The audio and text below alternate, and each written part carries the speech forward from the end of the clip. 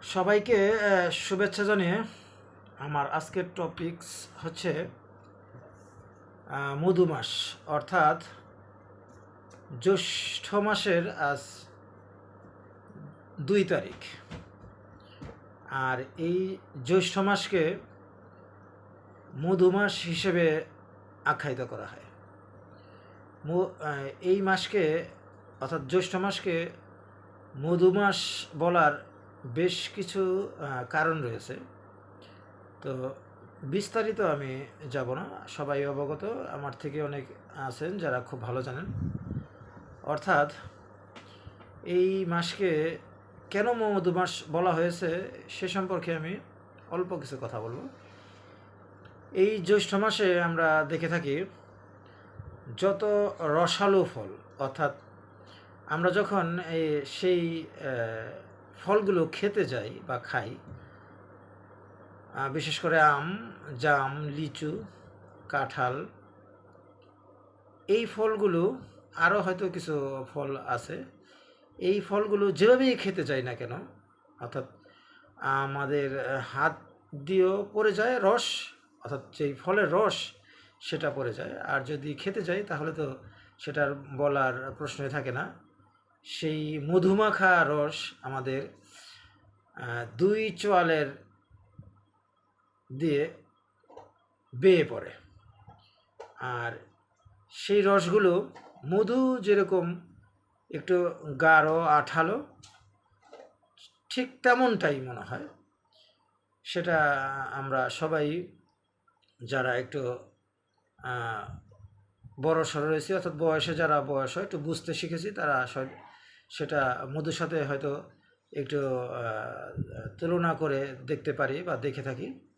যারা খুব ছোট তারা হয়তো বোঝেন না, কিন্তু তাদের খাওয়ার যেই স্বাদ, অর্থাৎ সেই রসালো ফলের রস চেটে পুটে খাওয়ার যে একটা আনন্দ, কি যে একটা দৃশ্য, সেটা সত্যিকার অর্থেই সুন্দর।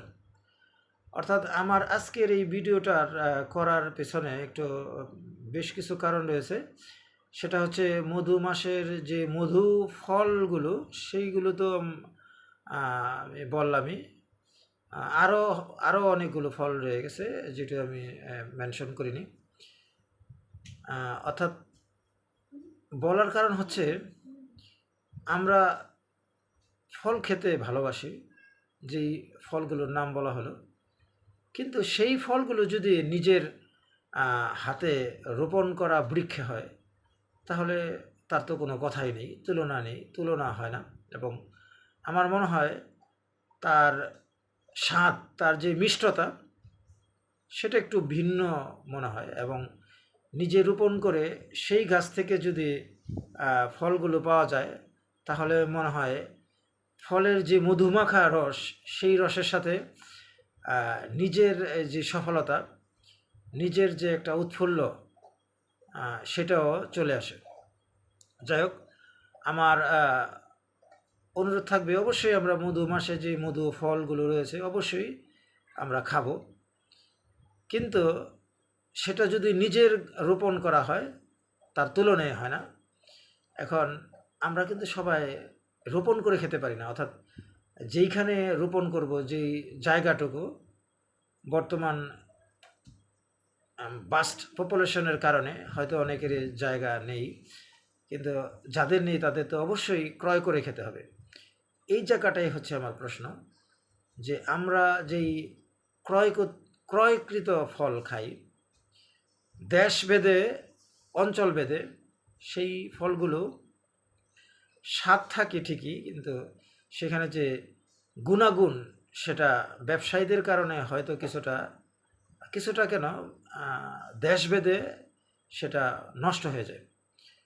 তো আমার অনুরোধ থাকবে আমরা সিজনে যেই ফলগুলো সেটা তো অবশ্যই খাবো, তবে রোপণ করা ফলটা হলে খুবই ভালো হয়।